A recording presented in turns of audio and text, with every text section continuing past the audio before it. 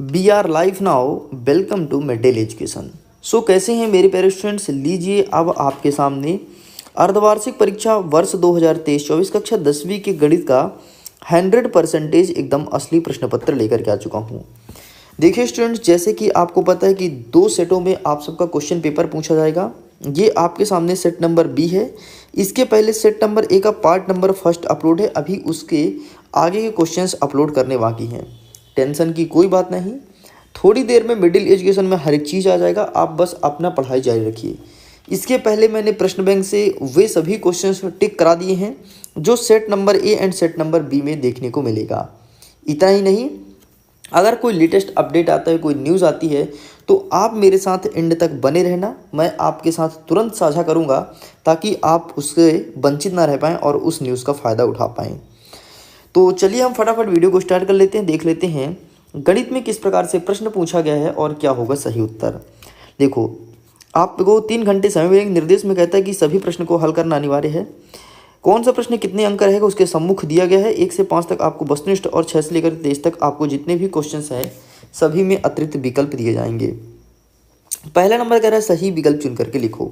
इसमें पहला नंबर कहता है कि किसी पूर्णांक m के लिए प्रत्येक सम पूर्णांक निम्न स्वरूप होगा, तो इसका सही आंसर आपको ऑप्शन नंबर 7 2m पे टिक करना है।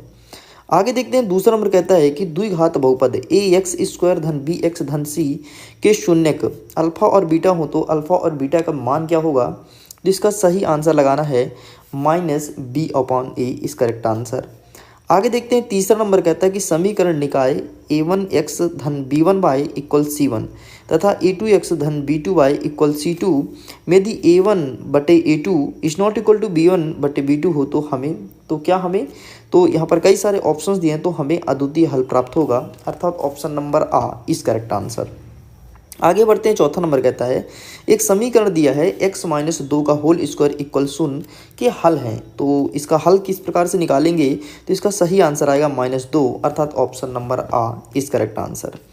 आगे देखते हैं, पांचवा नंबर कहता है एपी का मान दिया है 12, 7, 2 और -3 का डैश का सर्वांतर है, मतलब इसमें अंतर पूछा है कि इनके बीच में डिफरेंस कितना है, तो -5 अर्थात ऑप्शन नंबर बा इस करेक्ट आंसर। आगे देखते हैं, देखिए इस क्वेश्चंस को मैं बोला था ना कि एमपी बोर्ड का पसंदीदा क्वेश्चन है, हर एक पेपर में देता है, हर एक पेपर में देता है। एंड फाइनली देखो सेट नंबर बी में देखने को मिल रहा है कि मूल बिंदु का निर्देशांक कितना होगा, तो इसका सही आंसर ऑप्शन नंबर 0 पे टिक करना है। Got it. आगे बढ़ते हैं, प्रश्न क्रमांक 2 कह रहा है रिक्त स्थान की पूर्ति कीजिए। पहला नंबर कहता है कि सभी वर्ग डैश होते हैं, तो सभी वर्ग क्या होते हैं, सर्वांगसम होते हैं, समरूप होते हैं, तो सभी वर्ग हमेशा समरूप होते हैं। समरूप का मतलब होता है कि एक जैसे दिखाई देना। दूसरा नंबर कहता है x और y अक्ष का प्रतिच्छेद बिंदु क्या कहलाता है, तो x और y का प्रतिच्छेद बिंदु मूल बिंदु कहलाता है, अर्थात यहाँ पर हमें टिक करना है। तीसरा नंबर कहता है कि किसी पेड़ की छाया व ऊंचाई बराबर हो तो उसका उन्नयन कोण क्या होगा। जब किसी पेड़ की छाया और ऊंचाई बराबर है तो उसका उन्नयन कोण 45 डिग्री मतलब 45 डिग्री हो जाएगा। नेक्स्ट कहता है चौथा नंबर, किसी वृत्त की स्पर्श रेखा उसे डैश बिंदु पर प्रतिच्छेद करती है, तो किसी वृत्त की स्पर्श रेखा उसे एक बिंदु पर प्रतिच्छेद करती है, अर्थात यहाँ पर 1 में टिक करना है।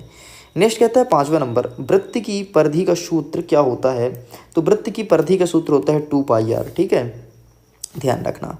आगे देखते हैं, छठवां नंबर कहता है बेलन के आयतन का सूत्र क्या होगा, तो इसका सही आंसर लगाएंगे πr²h, ये बेलन के आयतन का सूत्र होता है। तो इस प्रकार से प्रश्न क्रमांक 2 तक हमने 12 नंबर का पूरा पेपर कवर कर लिया है। आगे बढ़ते हैं, नेक्स्ट कहता है सही जोड़ी मिलाइए। एक साइड लिखा है स्तंभ आ, दूसरी लिखा है स्तंभ बा। फटाफट हमें मैच करना है। देखो यहाँ पे लिखा है sin² a + cos² a, तो इसको हम मैच करेंगे तो इसका सही आंसर आपका 1 हो जाएगा। नेक्स्ट कहता है tan 60 डिग्री, तो इसका सही आंसर क्या होगा, तो इसका सही आंसर आपको मैच करना है √3 इसका मान होता है। नेक्स्ट cos 90 - थीटा बराबर क्या होगा, तो cos 90 - थीटा बराबर sin थीटा, अर्थात sin थीटा पे मैच करना है। नेक्स्ट कहता है चौथा नंबर, वृत्त का क्षेत्रफल क्या होगा, तो इसका सही आंसर आपको लगाना है πr², और घनाभ का आयतन, तो इसका सही आंसर आप लगाएंगे लंबाई गुणे चौड़ाई गुणे ऊंचाई, और परिधि बटे व्यास, तो इसका सही आंसर लगाएंगे पाई।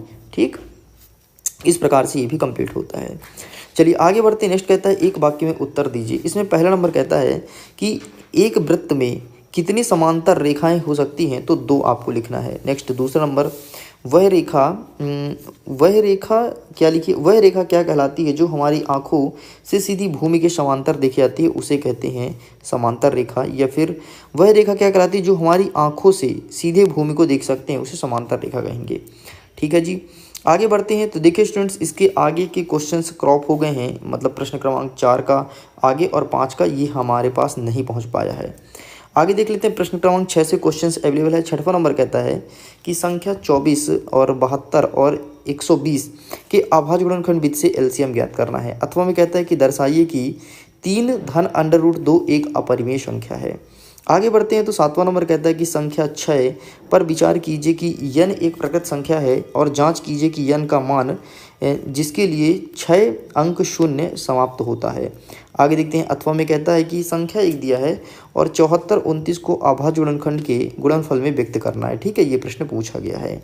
आगे बढ़ते हैं। 8वां नंबर कहता है वह समांतर श्रेणी निर्धारित कीजिए जिसका तीसरा पद 5 और 7वां पद 9 हो। और अथवा कहता है कि एक श्रेणी क्रम में दिया गया है 3 8 13 डैश डैश 253 पदों का वैल्यू हमें फाइंड करना है।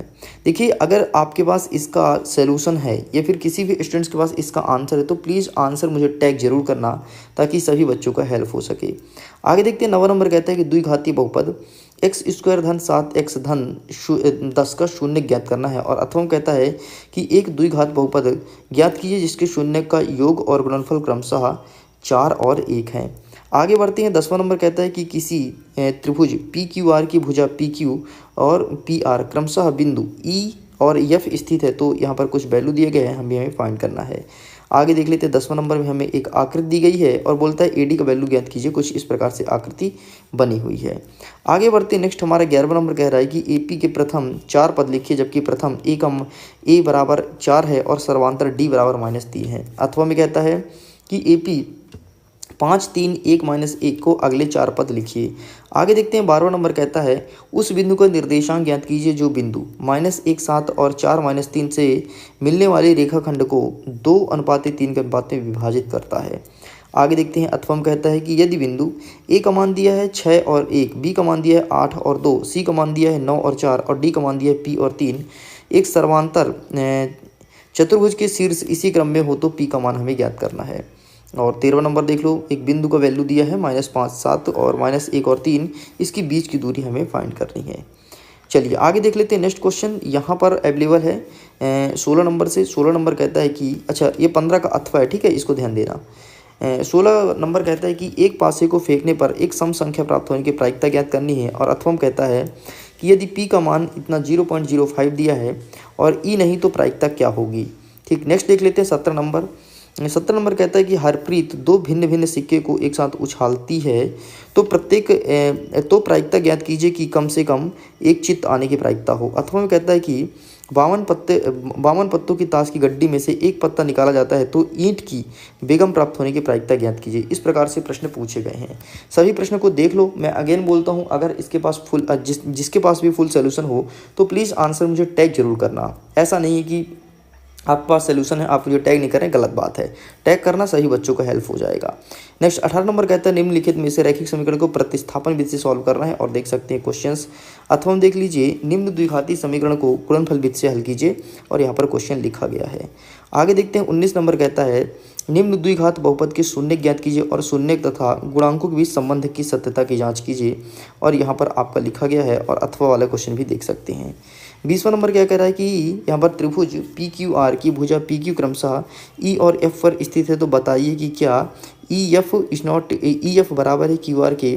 तो यहाँ पर हमें पी ई क्यू और पी एफ और एफ आर का वैल्यू दिया गया है। अथवा में क्या कह रहा है, सिद्ध कीजिए त्रिभुज की 2 भुजाओं के मध्य बिंदु को मिलाने वाली तीसरी भुजा के समांतर होती है। ठीक है, चलिए आगे कहता है 21 नंबर सिद्ध कीजिए कि एक वर्ग की किसी भुजा पर बनाए गए समद्विबाहु त्रिभुज की ऊर्जा उसी वर्ग के एक विकर्ण पर बनाए गए समद्विबाहु त्रिभुज के क्षेत्रफल का आधा होता है। और अथवा में एक और चीज़ पूछा गया कि सिद्ध कीजिए और ये हमें वैल्यू दिया गया है। आगे देख लेते हैं 22वां नंबर कहता है कि एक थैले में 3 लाल रंग और 5 काली रंग की गेंद है तो थैले में एक गेंद को यादृच्छिक निकाली जाती है तो इसकी प्रायिकता क्या होगी कि एक लाल हो और एक लाल नहीं हो।